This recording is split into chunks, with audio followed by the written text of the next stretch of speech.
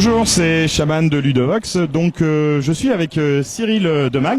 Donc on ne va pas regarder ce qu'il y a écrit sur son t-shirt puisque là il est venu pour nous parler des Space Cowboys. Voilà. Alors bonjour Cyril déjà. Bonjour, bonjour.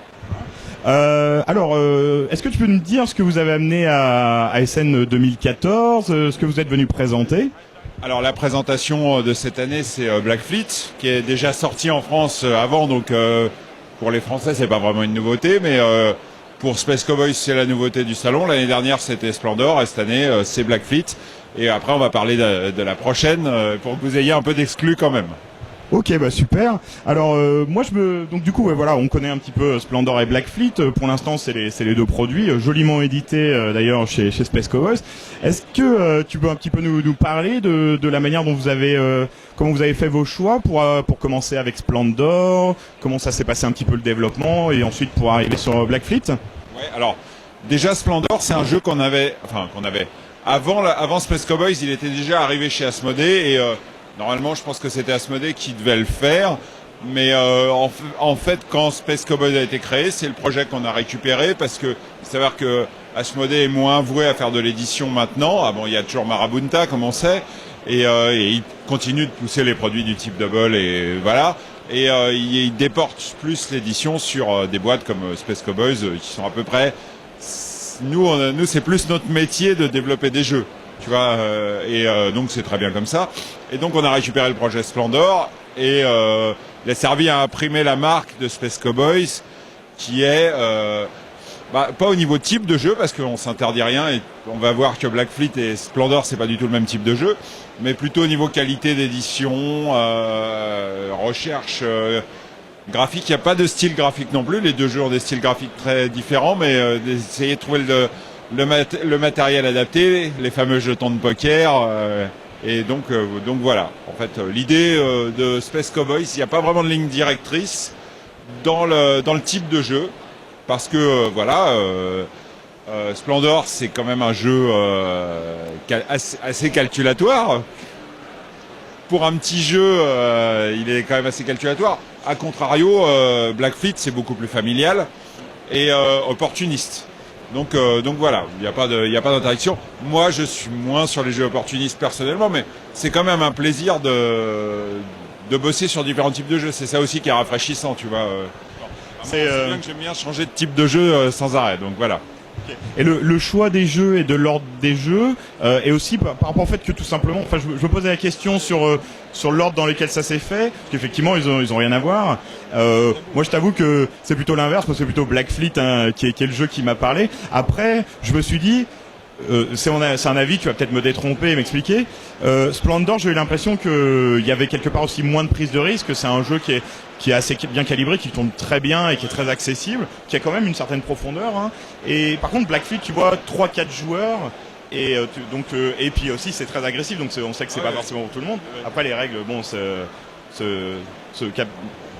prenne bien, ça joue bien. Et du coup, bah voilà, je me demandais si aujourd'hui, est-ce que le deuxième projet Black Fleet, ou alors ça n'a rien à voir, est plutôt orienté un peu passion, ou est-ce que il y a des personnes dans la société qui les poussent, ou est-ce que c'est un petit peu stratégique avec une prise de risque ou pas? En fait, si tu veux, mais c'est assez facile d'y répondre parce que de toute façon, a priori, tous les jeux c'est par passion. Après, ça peut être la passion d'une personne par rapport à une autre, etc.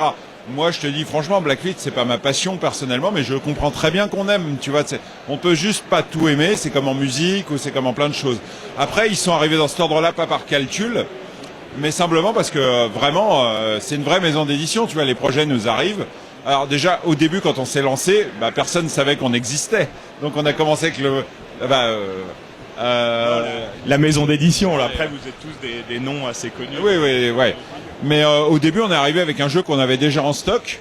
Donc voilà. Et ensuite, quand les gens ont su que Space Cowboys arrivait, les protos ont commencé à arriver. Et le proto de Black Fleet est arrivé. Et ça a plu. Et donc, on s'est mis à travailler dessus. Et c'est toujours, même si c'est pas ton type de jeu, c'est quand même un plaisir de travailler dessus parce que nous, notre métier, c'est de régler des jeux, quoi. Tu vois. Donc, c'est amusant justement de se confronter à des jeux auquel t'as pas l'habitude de régler. Moi, on sait bien que je règle surtout du cube en bois, c'est connu. Donc voilà. D'accord.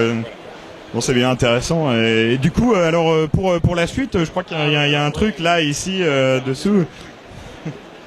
Alors, le prochain, c'est Elysium. Donc voilà. Elysium, dont j'ai oublié le nom des auteurs, mais ils sont américains ou anglais, enfin peu importe. Le jeu est très bien, c'est tout ce qui compte. Alors Elysium, c'est encore un type différent, à savoir, c'est quand même, on le voit, un plus gros jeu que Splendor, et c'est beaucoup plus pour joueurs que, enfin c'est moins famille, on va dire, que Black Fleet. C'est-à-dire que là, on va avoir des familles de dieux et on va tenter de faire des promotions. C'est très compliqué à expliquer. Enfin, le jeu ne va pas être très compliqué à jouer. C'est basé sur un principe assez amusant de couleurs. Alors, je ne sais pas si je peux ouvrir la boîte. Là, on est quand même un peu au milieu d'un chemin. Tout ça, c'est du prototype. Donc voilà. Okay. Donc, vous voyez, des petites colonnes. Donc, ça, c'est des petits modèles 3D. Voilà. Je ne sais pas exactement si c'est la forme définitive parce que je suis pas au courant de ça. Mais c'est surtout un jeu avec beaucoup de cartes, comme tu peux le voir. On peut montrer le... Ouais, vas-y.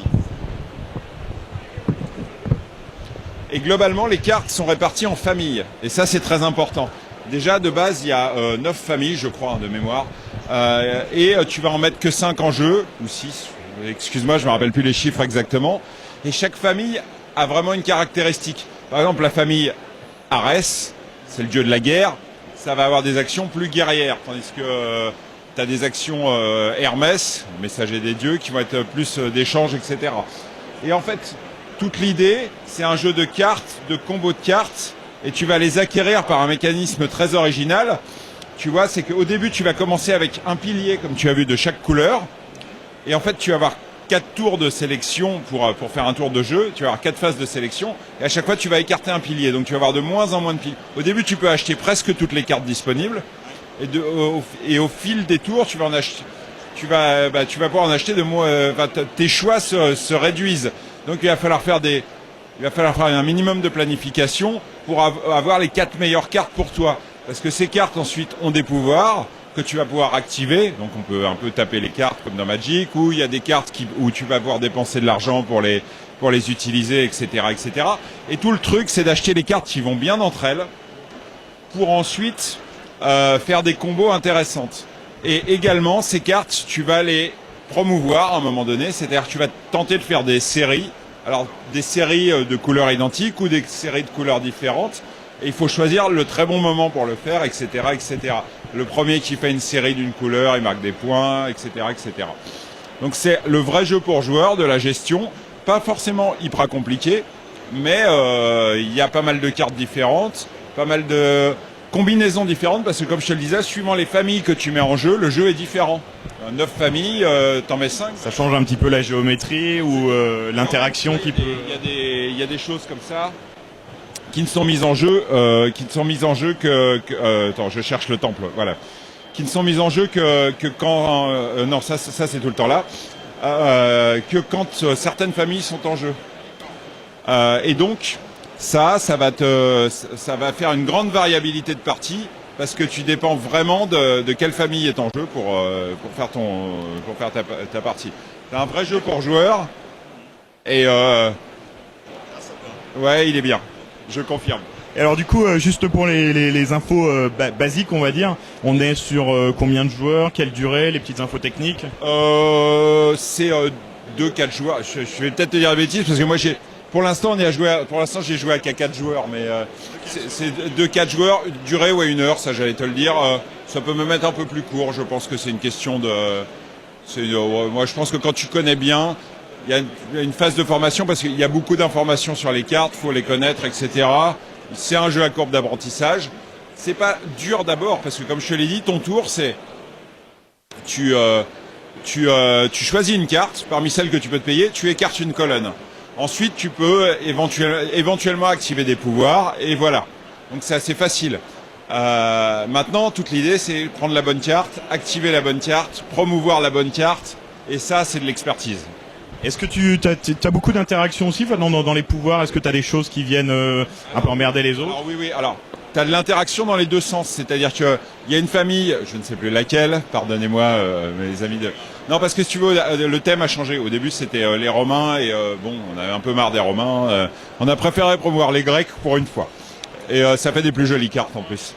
Et si tu veux, il y a une famille, c'était les augures avant, il me semble, et donc maintenant je ne sais plus qui c'est, qui te permet d'embêter un peu les autres. Ou alors, au contraire, des fois d'avoir toi un bonus et les autres un bonus. Donc tu vois, c'est des choix à faire, quoi. Tu vois, par exemple, toi tu vas gagner, j'en sais rien moi, un point de victoire à une pièce, et les autres vont choisir entre les deux. Ou alors tu vas pouvoir embêter un autre joueur ou les autres joueurs. C'est vraiment, il y a beaucoup de types de cartes différentes. D'ailleurs, il y a un guide des cartes, comme vous pouvez le voir. Donc voilà, bon, exemple, hein, famille de Zeus, Héphaïstos, Hermès, avec un illustrateur différent par famille, comme vous pouvez le voir. Donc on y bosse aussi au niveau matos. Là, la famille Poséidon, c'est Eric Bourgier qui a fait la couve. Et donc voilà. Il doit y en avoir 9, mais il y en a peut-être que 8. Mais je crois que c'est 9, je sais pas. Peu importe. Là, au niveau de la phase du projet. Comme tu peux le voir, on est assez avancé. C'est-à-dire qu'on le teste, ça fait longtemps que c'est en test. Le jeu a connu des grosses évolutions depuis le début, justement pour le rendre... Pour te dire, au départ, ça se jouait avec des dés à la place des colonnes. Et c'était un facteur d'aléa qui n'était pas super. Et c'est le genre de truc qu'on a changé justement. Je crois que c'est une idée de Seb, très bonne idée de Seb, qui a vraiment libéré le jeu de cette manière-là. On s'est dit, mais finalement, les dés, est-ce que ça nous rapporte quelque chose? Non, pas vraiment. On va changer ça. Et donc, voilà, on l'a changé. Et donc, ça fait longtemps qu'il est en test. Là, comme tu vois, on en est à rédiger les règles, les cartes, les machins. Il y a déjà eu des délibérations à ce sujet. Donc là, maintenant, le but, c'est qu'il soit là à Cannes, quoi, tu vois. Donc, ça aurait été ma prochaine question. D'accord. Encore en boîte proposable au public ou vraiment, ou là quand tu dis à Cannes ou quasi. Comme je te dis, ça c'est moi. Moi, sur certains sujets, je plane à 30 000 et ça en fait partie. Je sais, pour les jeux Istari, c'est déjà pas mal, mais je pense que le but c'est d'avoir la boîte finie à Cannes. Oui, c'est dans le planning. Et comme tu vois, le jeu il est maquetté, il est réglé, donc maintenant il y a plus qu'à fabriquer, quoi, tu vois. Donc, voilà. D'accord, merci pour ces infos sur Elysium. Elysium, ça a l'air très intéressant. Et est-ce que y a des choses actuellement dans les cartons qui sont pas top secret Oui, tu sais qu'il y a aussi des jeux en coprod.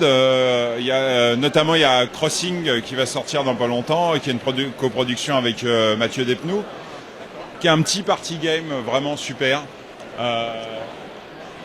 D'ailleurs, est-ce qu'il s'appelle vraiment Crossing dans sa version finale? Pour combien de joueurs et combien de cartes? C'est jusqu'à 6. C'est un jeu où tu vas essayer de gagner des gemmes en pointant dans des directions, mais tu peux aussi protéger tes gemmes. C'est un petit party game, ça se joue en 10 minutes, c'est vraiment super. Donc tu vois, t'es sans arrêt entre te dire, bon là, j'ai quand même encaissé quelques gemmes, il va falloir que je les banque, mais j'aimerais bien attaquer celle-là parce que tu essayes d'avoir des majorités de couleurs, ce genre de truc, tu vois. Donc Crossing avec des jolis petits graphismes façon monde des fées et compagnie. Après, il y a d'autres projets comme ça. Il y a aussi des projets que je sais qu'on est en train de bosser, mais je ne peux pas en parler exactement. Grosse boîte Non, pas forcément. Plutôt taille Splendor. Mais tu sais, c'est des trucs. C'est pas qu'on ait le culte du secret, mais. C'est normal aussi. Hein. Non, mais c'est pas ça. Mais tu vois, des fois, c'est en cours de signature, donc voilà. Bien sûr. On peut pas annoncer. On peut pas. Non, mais c'est. Ça se signe pas. Après, on passe. Oui, il y a pas de problème que ce soit. Mais là, vous avez déjà une belle exclue là. Ah, mais il y a pas. Bon écoute, merci beaucoup. Tu parlais de. Le Time Stories. Ah, on peut en parler de Time Stories un petit peu. Ouais, je vais changer de bras alors parce que. Alors Time Stories, comme vous le savez, c'est le gros projet de Sébastien Pochon. Là, le projet il avance bien. Alors, Pourquoi c'est si long? C'est simple, parce que c'est un jeu qui est très long à faire. D'abord parce que écrire un scénario de Time Stories, c'est vraiment compliqué. Parce que il suffit pas d'écrire un scénario comme on écrit un scénario de jeu de rôle. Time Stories a une spécificité, comme vous le savez sûrement, c'est-à-dire que c'est un jeu où on va rejouer l'histoire jusqu'à la jouer comme il faut. Et ça permet d'intégrer des mécanismes de gameplay différents à chaque histoire, et c'est ça qui fait l'intérêt, et c'est aussi ça qui fait la difficulté d'écrire les choses. Et en plus de la difficulté à les écrire, il y a la difficulté à les illustrer. Parce que Time Stories, c'est une centaine de cartes à illustrer. Et format un peu tarot, ça prend beaucoup de temps à illustrer. Donc c'est la raison principale. Maintenant, la date qui est prévue, et que j'espère va être tenue, parce que maintenant la plupart des histoires sont prêtes, certaines sont illustrées, c'est Gen Con. Je crois que c'est en bonne voie. Et vous pourrez venir vous foutre de moi si ça sort pas à la Gen Con. Bon, il n'y a pas de problème, hein, tu sais, bon, c'est du développement, ouais, c'est du développement de jeu, ça prend du temps, on le sait bien, hein, donc... Sébastien, c'est un gars particulièrement soigneux, et tant mieux, parce que moi, c'est pas ma marque de fabrique. Time Stories, c'est un projet qui nécessite beaucoup de soins. Donc il faut une chose est sûre, c'est un jeu tellement atypique, il faut le faire bien. Et Seb, il met beaucoup de cœur, et Manu Rosoy, qui doit regarder cette vidéo, que je salue, il travaille beaucoup aussi pour que ce soit la meilleure expérience possible, juste pour le plaisir des joueurs, tu vois. Mais si alors évidemment, la solution du feignant serait de dire on va pas illustrer les 120 cartes, on va juste mettre du texte là-dessus ou de l'habillage.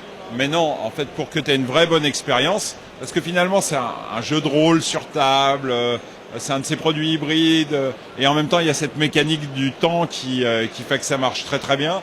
Et pour ça, il y a besoin de soin, il y a besoin de... Et puis si on peut dire qu'il y a un style chez Space Cowboys, c'est qu'il y a quand même un soin apporté au jeu, à sa réalisation, à la finition, et voilà, ça prend du temps. Pour un projet colossal comme Time Stories, ça prend beaucoup plus de temps que pour Splendor, par exemple.